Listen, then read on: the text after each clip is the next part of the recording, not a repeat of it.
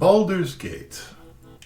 In the past, it has been a hill giant lair, a pirate cove, the home of a legendary adventurer, and now, most recently, the centerpiece of a very, very successful video game. The great thing about that is, if you are an enterprising dungeon master and decide that you want to run a campaign that centers around Baldur's Gate and travels around in Baldur's Gate, chances are many of your players will have a bit of familiarity with this place already. They will have been there. They will have walked its streets. Ha ha ha! Now it is our time. Vampire the Masquerade people don't get to have all the fun anymore. You can actually do a thing where people have gone to. So I thought, what a great opportunity for us to take a look at Baldur's Gate and teach you a couple things about Baldur's Gate that you may not know from playing the game, and some other areas that you don't get to visit in the game, as a method to prime you up if you maybe want to run a campaign there or do some stuff in there, or maybe you're just curious about Baldur's Gate. Maybe you just like to learn things. Isn't that great to just want to learn things? To want to explore this world that we live in and the fantasy worlds? Why do we have to dance this dance? Don't you want to learn? Don't you? Baldur's Gate is the largest city in the southern regions of the Sword Coast. Kind of the Chicago to Waterdeep's New York. And I guess that makes Neverwinter Toronto? I don't know. And despite it seemingly being a very important place in the broader world, and certainly within the Sword Coast being one of the largest, most populous cities in the southern reaches, before you start to get a bit lower and get to Port Nyanzaru and the desert cities, and I could do a whole nother video about those, but we'll get to that a little bit later. Baldur's Gate doesn't have a lot of published material when it comes to 5th edition. There's not a lot that has been done with adventures in the Baldur's Gate region in current published materials. And of course there's always DM's Guild and all this other stuff that other people have written, and there's certainly probably a lot there. But the advantage for you as a dungeon master in utilizing this location is that because there's not a lot written about it, it provides you with a bit of a blank canvas to play with for your campaign. There's a lot around Baldur's Gate that is a bit ambiguous as to what is out there and what could be going on. You can make it whatever you want it to be. That might be why they set all those video games there, now come to think of it. But let's talk a little bit more about Baldur's Gate, the city. It's actually divided up into 3 sections, of which we only get to see 2 when we play Baldur's Gate 3. These sections are, of course, the upper city, the lower city, and the outer city. Now, you could be a little bit picky and say that there's a 4th section in the undercity. However, I'm not going to count it because everyone has an undercity. In fact, that's a good writing tip. If you're ever building a location out and you need a seedy place where all of the bandits and the dark warlords and the wizards and the cultists and slime monsters or whatever, make an undercity. Everyone has an undercity. It's a very simple, easy way. And every city has a sewer. You put things in the sewer. There's monsters in the sewer. There's alligators in the sewer. And I will be silent. Now in Baldur's Gate 3, we're only able to visit 2 of these locations, in the outer city and lower city. Presumably we didn't get to access the rest of the locations, so that the game wouldn't be so large it would have to come with a free hard drive. But I digress. Incidentally, it seems they've done a little remodeling with the layout of Baldur's Gate, with early maps placing the Worm's Gate as connecting to the outer city, which wraps around this enormous mountain known as Dusthawk Hill. And Dusthawk Hill itself, incidentally, is a nature preserve, meant to preserve the dwindling population of the Dust Hawk, which makes its roosts in the high peaks of Dusthawk Hill. And that's a fun thing you know now. Isn't learning great? The large granite hill also boasts a series of sea caves that lead directly into the Chianfar River. I hope I'm pronouncing it correctly. That runs up against the whole of Baldur's Gate. So it might be a fun location if you want to do some spooky, scary traveling. What's in the caves beneath Dusthawk Hill? There's a campaign hook. You get that for free for watching the video.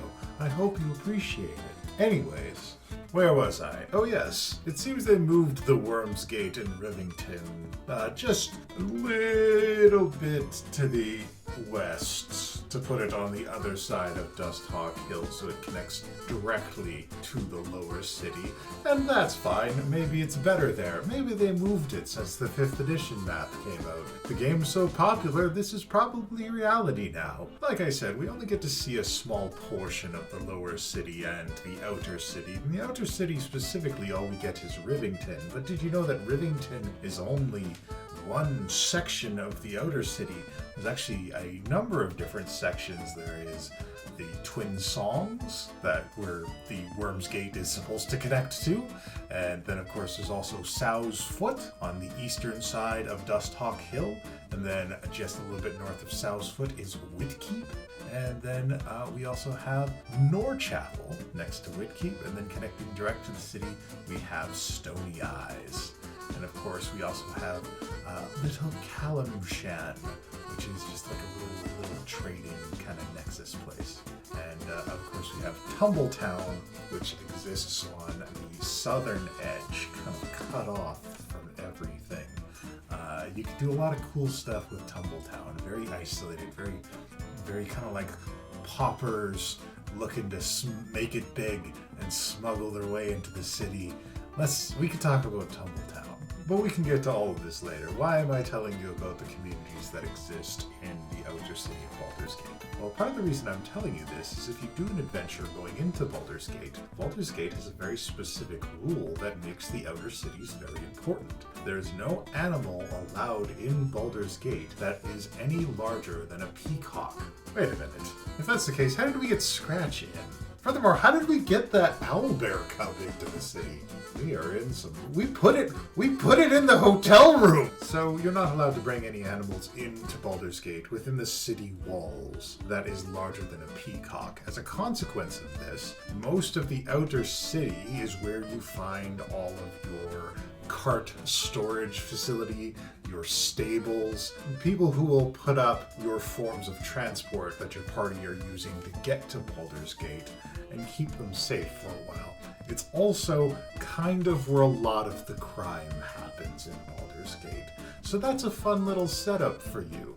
That's something your party can use. And if your party has a pet, you could do a fun little thing of them trying to smuggle the pet into Baldur's Gate. Maybe it's Scratch and an owlbear cub, and they smuggled them in by not worrying about it. Another interesting consequence of this rule is that Baldur's Gate is infested with cats.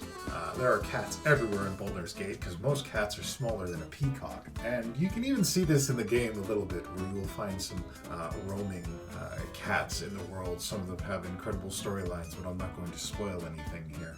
But I'll tell you what is allowed in Baldur's Gate?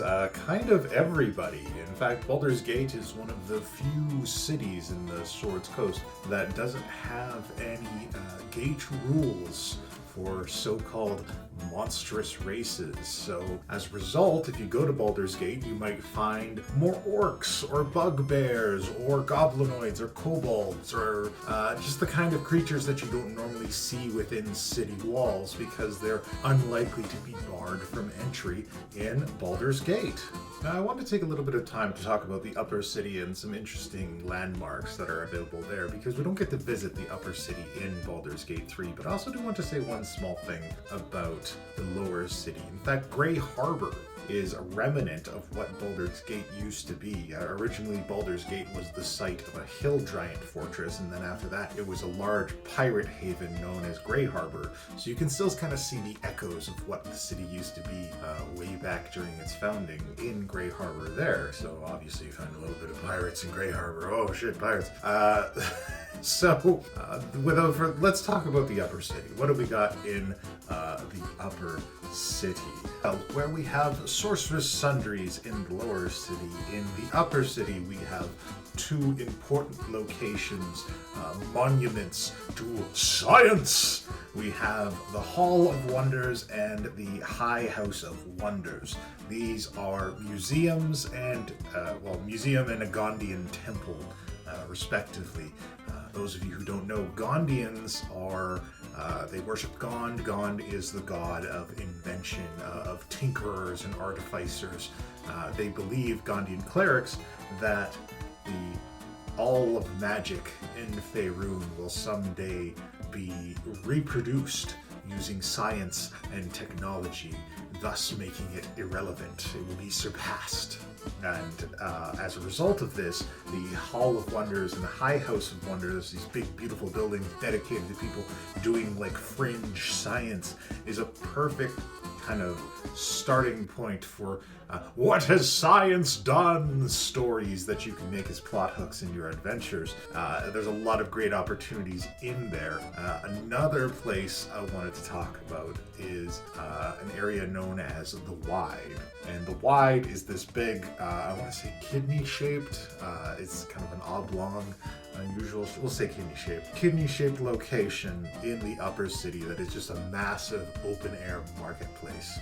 So this massive open-air marketplace is this vast expanse of land that is just filled with pop-up tent stalls and merchants from all over Faerun trading goods in Baldur's Gate. So it's an excellent opportunity to get your players a bit of supplies, introduce some interesting characters, or maybe dribble out some plot hooks. What cursed items lurk in the Wide? What is being traded in this high-class open-air market? Is there a carnival in town? Is that man selling a dinosaur? What's happening here? There's a lot you can do with the location, is what I'm saying. So a lot of the rest of the upper city is kind of devoted to noble estates and temples for worship, as well as ruling class housing. So not a whole lot extra to really talk about there. We can talk a little bit about some other unusual facts about Baldur's Gate. Baldur's Gate has a well-known kind of standing army in addition to its police force, and they kind of mix a little bit in terms of enforcing the laws within the city. Their standing militia / police force is known as the Flaming Fist. And the Flaming Fist, historically in Baldur's Gate, engaged in a little bit of colonialism, where they did the Spanish thing and traveled to Mazdaga. But, you don't have to talk about that if you don't want to. But they are, the Flaming Fist is a bit renowned in the southern Sword Coast as a powerful military force that operates out of Baldur's Gate. It's very prestigious to have a lot of members. Maybe you want to make a character that was a former member of the Flaming Fist. Maybe you saw too much and you got that 1,000-yard stare now. You've been out in the world. Oh man, I seen too much. I was on that boat to Mazdaga. So, in addition to the Flaming Fist, we also have what is known as the Watch, which we got to come up with better names for these like fantasy police forces. We got the Watch, and then in Waterdeep we have the City Watch, and I don't know what they call them in Neverwinter. The Winter Watch, the Crows. It's not important. Anyways, the Watch is the police force, more concerned with internal matters within Baldur's Gate, whereas the Flaming Fist is more concerned with the defense of Baldur's Gate from threats from the outside. So that's kind of how you differentiate the two groups, if that does come up for you.